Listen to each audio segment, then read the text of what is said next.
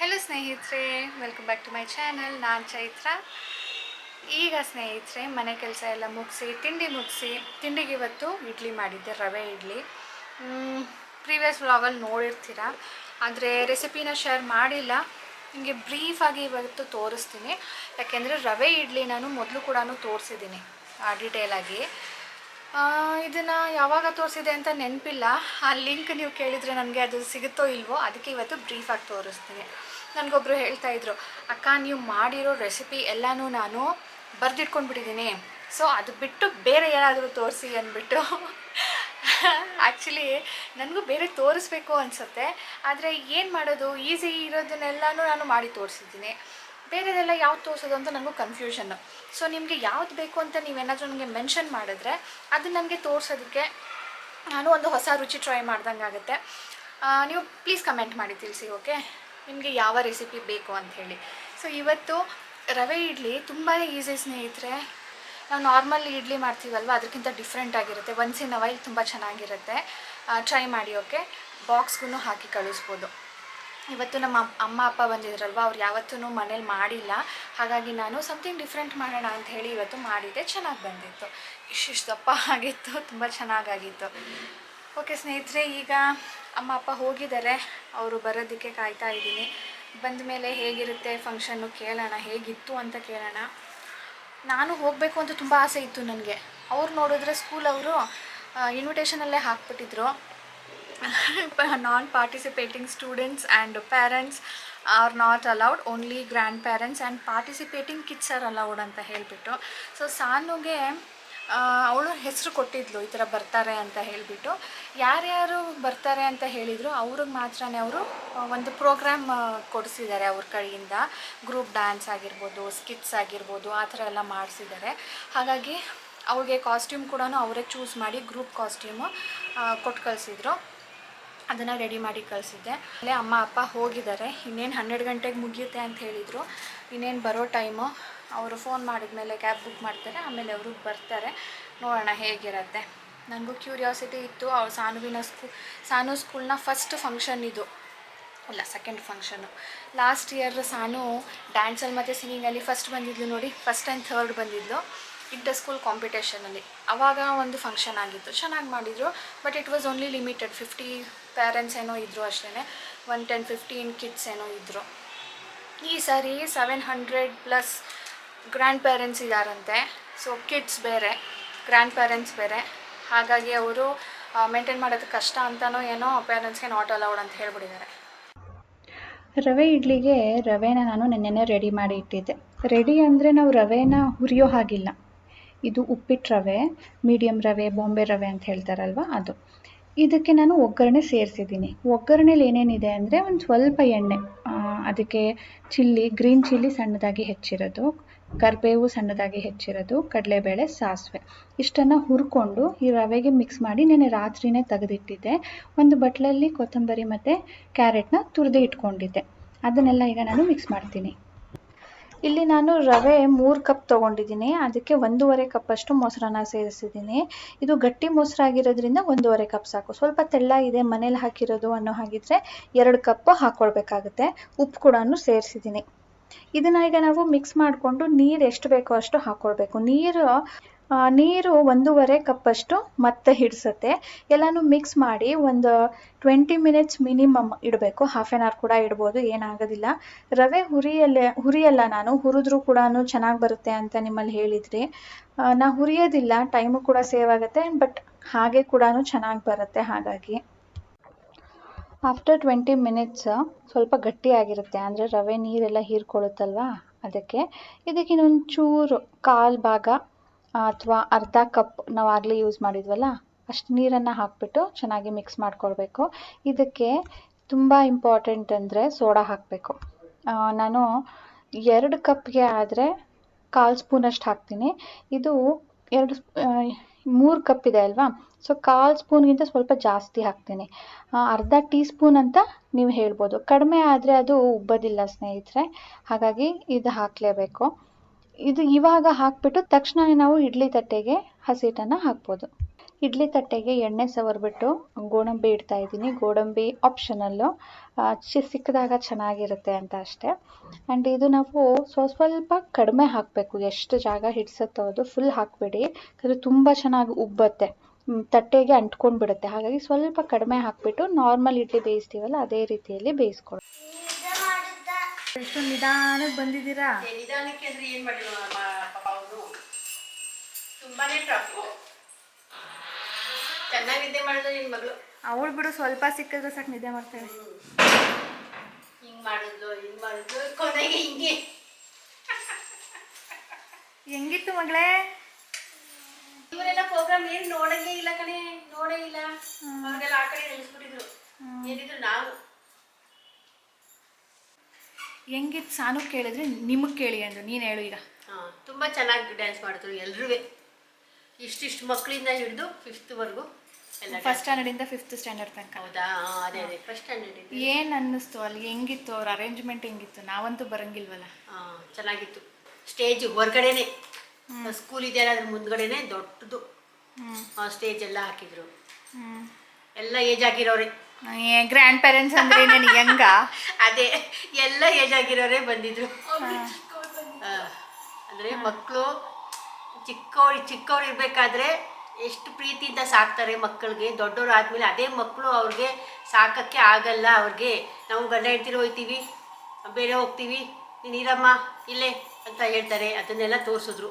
ವಯಸ್ಸಾದ್ಮೇಲೆ ಯಾವ ರೀತಿ ಮಕ್ಕಳು ನೋಡ್ಕೋತಾರೆ ಮಾಡ್ತಾರೆ ತೋರಿಸಿದ್ರು. ಡ್ಯಾನ್ಸು ಇದೆಲ್ಲ ಚೆನ್ನಾಗಿತ್ತು ಮಕ್ಕಳ ಬಗ್ಗೆ. ಎಲ್ಲ ಬೇರೆ ಬೇರೆ ಭಾಷೆಯವ್ರದ್ದು ಡ್ರೆಸ್ಗಳು ಹಾಕಿ ಡ್ಯಾನ್ಸ್ ಮಾಡಿಸಿದ್ರು. ನನಗಂತೂ ತುಂಬ ಖುಷಿ ಆಯಿತು. ಒಬ್ಬೊಬ್ಬ ಸಾರ್ಥಕ ಆಯ್ತಮ್ಮ. ಅದೇ ಅಂದ್ಕೊಂಡೆ, ನಾನು ಬಂದಿದ್ದಕ್ಕೆ ಸಾರ್ಥಕ ಆಯಿತು ಬಿಡು. ನೆನ್ನೆಲ್ಲ ಕಷ್ಟಪಟ್ಟು ಬಂದೆ ಬಸ್ಸಲ್ಲಿ. ತುಂಬ ಖುಷಿ ಆಯಿತು ಒಟ್ಟಲ್ಲಿ ನೋಡಿ. ನಾನು ಹಿಂಗೆ ಡ್ಯಾನ್ಸ್ ಮಾಡ್ತಿದ್ದೆ. ನಿಮ್ಗೆ ಯಾರಿಗೂ ಕರೆದಿಲ್ವಾ? ಬನ್ನಿ, ಯಾರಾದರೂ ಮಾಡೋರಿದ್ರೆ ಮೇಲೆ ಸ್ಟೇಜ್ ಮೇಲೆ. ಇಲ್ಲ, ಆಮೇಲೆ ಎಲ್ಲ ಆಟ ಆಡ್ಸಿದ್ರಂತೆ. ಆ ಕಡೆ ಎಲ್ಲ ಸ್ವಲ್ಪ ಗ್ರೌಂಡ್ ಇದೆಲ್ಲ, ಅಲ್ಲೆಲ್ಲ ಆಟ ಆಡ್ಸಿದ್ರು. ಅಲ್ಲಿ ಮ್ಯೂಸಿಕಲ್ಲಿ ಡ್ಯಾನ್ಸ್ ಮಾಡಿರೋರಿಗೆಲ್ಲ ಪ್ರೈಸ್ ಕೊಟ್ಟರು. ನಾನು ಎಲ್ಲ ಸುಮ್ಮನೆ ನೋಡ್ತಾ ಇದ್ದೆ. ನಾನು ಸರಿ ಆಯಿತು, ನಮ್ಮ ಮಕ್ಕಳಿಗೆ ಬೇಗ ಕಳಿಸಿ ಅಂದೆ. ಅದಕ್ಕೆ ನೀವು ಪಾಪ ಬೆಳಗ್ಗೆಯಿಂದ ಬಂದಿದ್ದೀರಾ, ನಿಮ್ಗೆ ಏನಾದರೂ ತಿನ್ನೋಕ್ಕೆ ಸ್ನ್ಯಾಕ್ಸ್ ಏನಾದರೂ ಕೊಡ್ತೀವಿ, ಕೂತ್ಕೊಳ್ಳಿ ಅಂದರು. ಕೊಟ್ಟರು. ಇದು ಕೊಟ್ರಲ್ಲ, ಬ್ರೆಡ್ಡು ಚಿಕ್ಕ ಜ್ಯೂಸ್. ಮಕ್ಕಳಿಗೆ ಏನೂ ಕೊಟ್ಟಿಲ್ಲ. ಏನು ಕೊಟ್ಟಿಲ್ವಾ? Not fair. ಈಗ ಎಲ್ಲರದು ಊಟ ಆಯಿತು ಸ್ನೇಹಿತರೆ. ನಾನು ಆ್ಯಕ್ಚುಲಿ ಇವಾಗ ಊಟ ಮಾಡಿದೆ, ಯಾಕಂದರೆ ನಾನು ತಿಂಡಿ ತಿಂದಿದ್ದು ಲೇಟು. ಅಪ್ಪ ಅಮ್ಮ ಬೇಗ ತಿಂಡಿ ತಿಂದಿದ್ರಲ್ಲ, ಅದಕ್ಕೆ ಅವರು ಊಟ ಬಂದ ತಕ್ಷಣ ಸ್ವಲ್ಪ ಹೊತ್ತು ಊಟ ಮಾಡಿ ರೆಸ್ಟ್ ತೊಗೊಳ್ತಾ ಇದ್ದಾರೆ. ಸಾನು ಆಟಾಡೋದಕ್ಕೆ ಹೋಗಿದ್ದಾಳೆ. ರಾಜೇಶ್ ಆ್ಯಸ್ ಯೂಶ್ವಲ್ ಸಮಥಿಂಗ್ ಕೆಲಸ ಮಾಡ್ಕೊಳ್ತಾ ಇರ್ತಾರೆ ಅವ್ರದ್ದು. ಇವತ್ತು ಅಡುಗೆಗೆ ಏನು ಮಾಡಿದೆ ಅಂದರೆ ಏನೂ ಸ್ಪೆಷಲ್ ಇಲ್ಲ. ನೆನ್ನೆದೇ ಬಸ್ಸಾರಿತ್ತು. ಸ್ವಲ್ಪ ಅಮ್ಮಂಗೆ ಕೇಳಿದೆ, ಅಮ್ಮ ಅಪ್ಪನಿಗೆ ತಿಳಿಸಾರು ಮಾಡ್ತೀನಿ, ಸ್ವಲ್ಪ ಬಸ್ಸಾರಿದೆ, ಅದಕ್ಕೆ ನೆಂಚ್ಕೊಳ್ಳೋದಕ್ಕೆ ಏನೂ ಇಲ್ಲ, ಬೇಡ ಅಂಥೇಳಿ. ಅದಕ್ಕಮ್ಮ ನಿಮ್ಮ ಅಪ್ಪನಿಗೆ ಬಸ್ಸಾರು ಅಂದರೆ ತುಂಬ ಇಷ್ಟ, ನಾನು ಮಾಡೋದೇ ಇಲ್ಲ, ಅದೇ ಕೊಡು ಅಂತ ಹೇಳಿದ್ರು. ಸೊ ಅದ್ರ ಜೊತೆ ಇವತ್ತು ಬಜ್ಜಿ ಮಾಡಿದ್ದೆ. ಎಲ್ಲ ಆಯಿತು, ಚೆನ್ನಾಗಿತ್ತು. ಅದ್ರ ಜೊತೆ ಕಾಂಬಿನೇಷನು ಬಸ್ಸಾರು ಚೆನ್ನಾಗಿರುತ್ತೆ. ಓಕೆ ಸ್ನೇಹಿತರೆ, ಈಗ ಸ್ವಲ್ಪ ರೆಸ್ಟಿಂಗ್ ಟೈಮ್. ತುಂಬ ದಿನದಿಂದ ಶಾಪಿಂಗ್ ಹೋಗಬೇಕು ಅಂತ ಹೇಳ್ತಾನೆ ಇದ್ದೀನಿ. ಶಾಪಿಂಗ್ ಅಂದರೆ ಗ್ರಾಸರಿ ಶಾಪಿಂಗ್ ಅಷ್ಟೇ. ಸ್ವಲ್ಪ ಹಸಿಟ್ಟು ಮಾಡಿಸೋದಿತ್ತು. ಗೋಧಿ ತರಬೇಕು, ಅಕ್ಕಿ ಬೀಸಿಸ್ಬೇಕು, ಆ್ಯಂಡ್ ಸ್ವಲ್ಪ ತರಕಾರಿ ತರೋಣ ಅಂತ ಹೇಳಿಬಿಟ್ಟು ಅಮ್ಮ ತಂದಿದ್ದಾರೆ ಮೈಸೂರಿಂದ ಬರಬೇಕಾದ್ರೆ. ಆದರೂ ಸ್ವಲ್ಪ ಜಾಸ್ತಿ ಪ್ರಮಾಣದಲ್ಲಿ ಬೇಕು. ಅದಕ್ಕೆ ಹೋಗೋಣ ಅಂದ್ಕೊಂಡಿದ್ದೀನಿ. ದಿನ ಮಳೆ ಬರುತ್ತೆ, ಹೊರಡೋ ಟೈಮಿಗೆ ಮಳೆ ಬರುತ್ತೆ. ನಾನು ದೇವಸ್ಥಾನಕ್ಕೆ ಹೋಗಬೇಕು ಅಂದ್ಕೊಂಡೆ, ಮಳೆ ಬಂತು. ಇವತ್ತಾಗುತ್ತೋ ಇಲ್ವೋ ನೋಡೋಣ. ಅಮ್ಮ ಬೆಳಿಗ್ಗೆ ಬೇಗ ಇದ್ದಿದ್ರು ಅಂತ ಅವರು ರೆಸ್ಟ್ ತೊಗೊಳ್ತಾ ಇದ್ದಾರೆ. ನಾನೀಗ ಸ್ವಲ್ಪ ಹೊತ್ತು ಹಾಗೆ ರೆಸ್ಟ್ ಮಾಡ್ತೀನಿ ಅಷ್ಟೇ, ನಿದ್ದೆ ಮಾಡೋದಿಲ್ಲ. ಅವ್ರು ನಿದ್ದೆ ಮಾಡಿ ಹೇಳ್ತಾರೆ. ನಾನು ಸ್ವಲ್ಪ ಹೊತ್ತು ಹೀಗೆ ಮಲ್ಕೊಂಡು ಆಮೇಲೆ ಎದ್ದು ರಾತ್ರಿಗೆ ಅಡುಗೆಗೆ ನೋಡಬೇಕು, ಸ್ವಲ್ಪ ಬೇರೆ ಕೆಲಸಗಳಿರುತ್ತಲ್ಲ ಮಾಡ್ಕೊಳ್ತೀನಿ. ಫೈನಲಿ ಇವತ್ತು ಅಂಗಡಿಗೆ ಹೋಗಿ ಬಂದೆ. ತರಕಾರಿ ಅಂತೂ ಫುಲ್ ಶಾಪಿಂಗ್ ಆಗಿದೆ. ನೋಡ್ಬೋದು, ಗ್ರೀನ್ ಲೀವ್ಸು, ತರಕಾರಿಗಳು ಎಲ್ಲನೂ ಜಾಸ್ತಿ ತಂದಿದ್ದೀನಿ. ರೀಸನ್ನು ಅಮ್ಮ ಇದ್ದಾರೆ ಅಂತ ಏನಲ್ಲ, ಅಮ್ಮ ನಾಳೆ ಹೊರಡ್ತಾರೆ ಅವರು. ಇದು ಬೇರೆ ಗೆಸ್ಟ್ಗಳು ಬರ್ತಾ ಇದ್ದಾರೆ, ಅವ್ರಿಗೋಸ್ಕರ ಇಷ್ಟೊಂದು ಶಾಪಿಂಗ್ ಮಾಡಿರೋದು. ತರಕಾರಿ ಜಾಸ್ತಿ ಬೇಕು ಅಂತ ಹೇಳಿಬಿಟ್ಟು ಎಲ್ಲ ದೊಡ್ಡ ಪ್ಯಾಕೆಟ್ ತಂದಿದ್ದೀನಿ ನೋಡಿ. ಫ್ರೂಟ್ಸು, ವೆಜಿಟೇಬಲ್ಸು, ಯಾವ್ದ್ಯಾವುದು ಫ್ರೆಶ್ ಇತ್ತೋ ಎಲ್ಲನೂ ತೊಗೊಂಡು ಬಂದುಬಿಟ್ಟಿದ್ದೀನಿ. ಏನು ಪ್ಲ್ಯಾನ್ ಮಾಡಿಲ್ಲ, ಇದು ಯಾವಾಗ ಮಾಡೋದು ಅದು ಯಾವಾಗ ಮಾಡೋದು ಅಂತ. ಯೂಶ್ವಲಿ ನಾನೆಲ್ಲ ಪ್ಲ್ಯಾನ್ ಮಾಡಿ ತೊಗೊಂಡು ಬರ್ತೀನಿ. ಇದು ಸೋಮವಾರಕ್ಕೆ, ಮಂಗಳವಾರಕ್ಕೆ, ಬುಧವಾರಕ್ಕೆ ಅಂದ್ಬಿಟ್ಟು 4 ತರಕಾರಿ ತಂದಿರ್ತೀನಿ ಅಷ್ಟೇ. ಬಟ್ ಇವತ್ತು ಹಾಗೆಲ್ಲ ಏನೂ ಇಲ್ಲ. ಯಾವ್ದ್ಯಾವ್ದು ಫ್ರೆಶ್ ಇದೆಯೋ ಒಂದು 3 ದಿನ ಇಟ್ಟರೂ ಕೆಡಬಾರ್ದು, ಆ ಥರದ್ದೆಲ್ಲನೂ ತೊಗೊಂಡು ಬಂದುಬಿಟ್ಟಿದ್ದೀನಿ. ಸೊ ಹೇಳಿದ್ನಲ್ಲ, ಗೆಸ್ಟ್ ಬರೋರು ಇದ್ದಾರೆ ಅಂದ್ಬಿಟ್ಟು. ನೆಕ್ಸ್ಟ್ ವ್ಲಾಗಲ್ಲಿ ಯಾರು ಅಂತ ನಿಮಗೆ ಗೊತ್ತಾಗುತ್ತೆ. ಈಗ ನೂಡಲ್ಸ್ ಮಾಡ್ತಾಯಿದ್ದೀನಿ ಸ್ನೇಹಿತರೆ. ನಮ್ಮ ಅಮ್ಮನಿಗೆ ನೂಡಲ್ಸ್ ಅಂದರೆ ತುಂಬ ಇಷ್ಟ. ಎಸ್ಪೆಷಲಿ ನಾನು ಮಾಡೋದು ಸ್ವಲ್ಪ ಉಪ್ಪು ಖಾರ ಎಲ್ಲ ಆ್ಯಡ್ ಮಾಡಿರ್ತೀನಿ. ತರಕಾರಿ ಹಾಕು ಅಂದರು. ನಮ್ಮ ಸಾನುಗೆ ತರಕಾರಿ ಹಾಕಿದ್ರೆ ಇಷ್ಟ ಆಗೋದಿಲ್ಲ. ನಾನು ಒಂದು ನೂಡಲ್ ಪ್ಯಾಕ್ ತಂದು ಮೋರ್ ದ್ಯಾನ್ 6 ಮಂತ್ಸ್ ಆಯಿತು. ಪಾಪ ನಮ್ಮ ಹುಡುಗಿಗೆ ಮಾಡಿಕೊಟ್ಟೇ ಇಲ್ಲ. ಅದಕ್ಕೆ ಅಮ್ಮಮ್ಮ ಮತ್ತು ಸಾನು ಇಬ್ಬರು ಮಾತಾಡಿಕೊಂಡು, ಓಕೆ ಸಾನು ನಾನು ತರ್ತೀನಿ ಸುಮ್ಮನಿರು, ಇಬ್ಬರು ಮಾಡಿ ತಿನ್ನೋಣ, ನಿಮ್ಮ ಅಮ್ಮನ ಕೈಯಲ್ಲಿ ಮಾಡಿಸೋಣ ಅಂತ ಅಂದ್ಕೊಂಡು ಮೈಸೂರಿಂದ 2 ಪ್ಯಾಕೆಟ್ ತಂದಿದ್ರು. ನನ್ನ ಹತ್ರ 1 ಪ್ಯಾಕೆಟ್ ಇತ್ತು. ಸೊ ಎಲ್ಲ ಹಾಕಿ ಇವತ್ತು ಮಾಡ್ತಾಯಿದ್ದೀನಿ. ನಾನಿದಕ್ಕೆ ಏನು ಮಾಡ್ತೀನಿ ಅಂದರೆ, ಈರುಳ್ಳಿ ಟೊಮ್ಯಾಟೊ ಒಗ್ಗರಣೆ ಕೊಟ್ಬಿಟ್ಟು, ಅದಕ್ಕೆ ಅವ್ರದ್ದು ಮಸಾಲೆ ಇರುತ್ತಲ್ವ ಅದನ್ನು ಆ್ಯಡ್ ಮಾಡಿಬಿಟ್ಟು, ಇನ್ನು ಸ್ವಲ್ಪ ಉಪ್ಪು ಖಾರ, ಸ್ವಲ್ಪ ಸಾರಿನ ಪುಡಿ ಹಾಕ್ತೀನಿ. ಇಷ್ಟೇ. ಇದ್ರ ಜೊತೆ ತರಕಾರಿ ಹಾಕಿದ್ರು ಚೆನ್ನಾಗಿರುತ್ತೆ. ಹೇಳಿದ್ನಲ್ಲ, ಸಾನುಗೆ ಇಷ್ಟ ಆಗೋದಿಲ್ಲ ಅಂತ. ತುಂಬ ಟೇಸ್ಟಿಯಾಗಿರುತ್ತೆ. ಅವ್ರು ಕೊಟ್ಟಿರೋ ಮಸಾಲೆ ಸ್ಕಿಪ್ ಮಾಡಬಾರ್ದು. ಆ್ಯಂಡ್ ನಾವು ಹಾಕೋದು ಕೂಡ ಹಾಕಬೇಕು, ಆವಾಗ ಸ್ವಲ್ಪ ಸ್ಪೈಸಿಯಾಗಿ ಚೆನ್ನಾಗಿರುತ್ತೆ. ನೋಡಿ ಸ್ನೇಹಿತರೆ, ಸ್ವಲ್ಪ ನೀರು ಇರೋ ಥರನೇ ತೆಗಿಬೇಕು. ತಣ್ಣಗಾದ್ಮೇಲೆ ಅದು ಮುದ್ದೆ ಆಗೋದಿಲ್ಲ. ನಾವೇನಾದರೂ ಫುಲ್ ಅಲ್ಲೇ ಡ್ರೈ ಮಾಡಿಬಿಟ್ಟು ಆಮೇಲೆ ಬೌಲ್ಗೆ ಹಾಕ್ಕೊಂಡು ತಣ್ಣಗಾಗೋ ತನಕ ಕಾದರೆ ಅದು ಅಂಟ್ಕೊಂಡು ಮುದ್ದೆ ಆಗಿಬಿಡುತ್ತೆ. ಸೊ ನಾನು ಹೇಳಿದ್ನಲ್ಲ, ಆ ಥರ ಒಂದು ಸಾರಿ ಟ್ರೈ ಮಾಡೋ ಹಾಗಿದ್ರೆ ಟ್ರೈ ಮಾಡಿಬಿಟ್ಟು ಟೇಸ್ಟ್ ಹೇಗಿತ್ತು ಅಂತ ತಿಳಿಸಿ.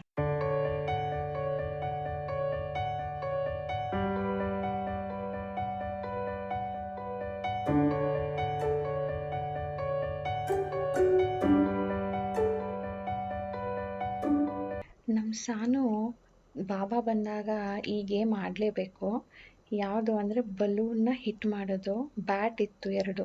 ಆ ಬ್ಯಾಟು ಸಾನು ಆಡ್ತಾ ಇಲ್ಲ, ಈಗ ಬ್ಯಾಡ್ಮಿಂಟನ್ ಆಡ್ತಿದ್ದಾಳಲ್ಲ ಕಾಕ್ ಜೊತೆ ಅಂತ ಹೇಳಿಬಿಟ್ಟು ಅದನ್ನು ಮೈಸೂರಿಗೆ ತೊಗೊಂಡೋಗಿ ಇಟ್ಬಿಟ್ಟೆ. ಅಲ್ಲಿಗೆ ಹೋದಾಗ ಬಾಬುನ ಜೊತೆ ಆಟ ಆಡಲಿ ಬಿಡು ಅಂತ ಹೇಳಿಬಿಟ್ಟು. ಯಾಕಂದರೆ ನಮ್ಮ ಅಪ್ಪನೂ ಬಂದು ಮೋರ್ ದ್ಯಾನ್ ಎ ಇಯರ್ ಆಗಿಬಿಟ್ಟಿತ್ತಲ್ವ ಅಂದ್ಬಿಟ್ಟು. ಮೊನ್ನೆ ಟಾಯ್ಸ್ದು ಎಲ್ಲ ಡಿಕ್ಲಟರ್ ಮಾಡಿದ್ನಲ್ಲ, ಟಾಯ್ ಕಬೋರ್ಡು, ಆಗ. ಸೊ ಈಗ ಬಂದಿದ್ದಾರೆ, ಆಟ ಆಡಬೇಕಿತ್ತು ಅವಳು. ಅದಕ್ಕೆ ನಾನು ಕಿಚನಲ್ಲಿ ಇದ್ದಿದ್ದು ಸ್ಪ್ಯಾಚುಲಾ ತೊಗೊಂಡಿದ್ದಾಳೆ. ಚೆನ್ನಾಗಿ ಹೊಡಿತಾ ಇದ್ದಾಳೆ. ಅಂದರೆ ಬ್ಯಾಡ್ಮಿಂಟನ್ ಆಡೋ ಮುಂಚೆ ಅವಳು ಇಷ್ಟೊಂದು ಪರ್ಫೆಕ್ಟಾಗಿ ಹೊಡಿತಾ ಇರಲಿಲ್ಲ, ಮಿಸ್ ಮಾಡಿಬಿಡ್ತಿದ್ಲು. ಬಟ್ ಈಗ ಎಲ್ಲನೂ ಹೊಡಿತಾಳೆ. ಸಿಲಿಕಾನ್ ಸ್ಪ್ಯಾಚುಲಾ ಹಿಡ್ಕೊಂಡು ಆಟಾಡ್ತಾ ಇದ್ದಾರೆ ಇಬ್ಬರೂ. ಪ್ರೀವಿಯಸ್ ವ್ಲಾಗಲ್ಲಿ ನಾನು ಸಾನುಗೆ ಡ್ಯಾಂಡ್ರಫ್ ಆಗಿದೆ ಅಂದ್ಬಿಟ್ಟು ಹೋಮ್ ರೆಮಿಡಿ ಯೂಸ್ ಮಾಡ್ತಾ ಇದ್ದೀನಿ ಅಂತ ತೋರಿಸಿದ್ದೆ ನೋಡಿ. ಆಗ ಸುಮಾರು ಜನ ಇದನ್ನು ಶೇರ್ ಮಾಡಿ ಅಂತ ಹೇಳಿದ್ರಿ. ಸೊ ಇವತ್ತು ನಾನು ನಿಮಗೆ ತೋರಿಸ್ತೀನಿ ನಾನು ಏನನ್ನು ಯೂಸ್ ಮಾಡಿದ್ದೆ ಅವಳಿಗೆ ಹೇರ್ ಮಾಸ್ಕ್ ಆಗಿ ಅಂದ್ಬಿಟ್ಟು. ಚೆನ್ನಾಗಿ ವರ್ಕ್ ಆಗಿದೆ. ಫುಲ್ 100% ಹೋಗಿದೆ ಅಂತ ಹೇಳೋದಿಲ್ಲ. 2 ಸಾರಿ ಯೂಸ್ ಮಾಡಬೇಕು. 1 ವೀಕ್ಗೆ ಮೋರ್ ದ್ಯಾನ್ ಹಾಫ್ ಕ್ಲಿಯರ್ ಆಗಿದೆ. So home made hair mask for ಡ್ಯಾಂಡ್ರಫ್ಗೆ ನಾನು ತೊಗೊಂಡಿರೋದು ಹಂಗ್ ಕರ್ಡ್. ಅಂದರೆ ಮೊಸರನ್ನ ಹ್ಯಾಂಗ್ ಮಾಡಿಬಿಟ್ಟು ಅದರಲ್ಲಿರೋವಂಥ ನೀರನ್ನು ತೆಗೆದುಬಿಟ್ಟಿದ್ದೀನಿ. ಅದಕ್ಕೆ ನಾನು ಟೀ ಟ್ರೀ ಎಸೆನ್ಷಿಯಲ್ ಆಯಿಲ್ನ ಮಿಕ್ಸ್ ಮಾಡ್ತಾಯಿದ್ದೀನಿ. Tea tree essential oil is very good for acnes and dandruff. ಇದು ಆಯಿಲಲ್ಲಿ ಕೂಡ ನಾವು ನೋಡ್ಬೋದು.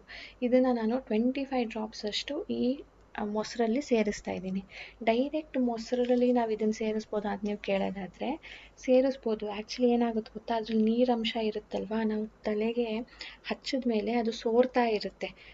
ಹಾಗಾಗಿ ಅದು ಸೋರಬಾರ್ದು ಅಂತ ಹೇಳಿ ಅದರಲ್ಲಿರುವಂಥ ನೀರಿನ ಅಂಶ ತೆಗೆದುಬಿಟ್ಟು ಗಟ್ಟಿ ಮೊಸರಿಗೆ ನಾನು ಇದನ್ನು ಸೇರಿಸ್ತಾ ಇದ್ದೀನಿ. ಇದು ಚೆನ್ನಾಗಿ ಮಿಕ್ಸ್ ಮಾಡಿಬಿಟ್ಟು ಹಚ್ಚೋದು. ಇದನ್ನು ಅಪ್ಲೈ ಮಾಡೋದು ಹೇಗೆ ಅಂದರೆ, ನಾವು ಎಣ್ಣೆ ಹಚ್ತೀವಲ್ವಾ ಸ್ಕ್ಯಾಲ್ಪ್ಗೆ, ರೂಟ್ಸ್ಗೆಲ್ಲನೂ ತಗಲೋ ಥರ ಅದೇ ರೀತಿಯಲ್ಲಿ ಎಲ್ಲ ಕಡೆನೂ ಹಚ್ಚಬೇಕು. ಮುಂದೆ ನೆತ್ತಿ ಮೇಲೆ ಮಾತ್ರನೇ ಸಾನು ಡ್ಯಾಂಡ್ರಫ್ ಇರೋದು, ಹಿಂದೆ ಏನು ಹಚ್ಚಿಲ್ಲ ನಾನು. ಇದನ್ನು ಹಚ್ಚಿಬಿಟ್ಟು ಮಿನಿಮಮ್ 1 ಅವರ್ ಬಿಡಬೇಕು ಸ್ನೇಹಿತರೆ. ಆಮೇಲೆ ಇದನ್ನು ನೀಟಾಗಿ ಶ್ಯಾಂಪೂ ಮಾಡಬೇಕು, ಇಲ್ಲಾಂದರೆ ವಾಸನೆ ಹೊಡೆಯುತ್ತೆ. ಸೊ ಇದರೊಂದಿಗೆ ಇವತ್ತಿನ ವಿಡಿಯೋ ಕೂಡ ಎಂಡ್ ಮಾಡ್ತೀನಿ ಸ್ನೇಹಿತರೆ. ನಿಮ್ಮೆಲ್ಲರಿಗೂ ಇಷ್ಟ ಆಗಿದೆ ಅಂದ್ಕೊಳ್ತೀನಿ. ಪ್ಲೀಸ್ ಲೈಕ್ ಮಾಡಿ ಆ್ಯಂಡ್ ಶೇರ್ ಮಾಡಿ. ವಿದೌಟ್ ಸಬ್ಸ್ಕ್ರೈಬಿಂಗ್ ನೋಡ್ತಾ ಇದ್ದರೆ ಪ್ಲೀಸ್ ಸಬ್ಸ್ಕ್ರೈಬ್ ಮಾಡ್ಕೊಳ್ಳಿ. ಸಿಗೋಣ ಮುಂದಿನ ವಿಡಿಯೋಲಿ. ಬಾಯ್ ಸ್ನೇಹಿತರೆ.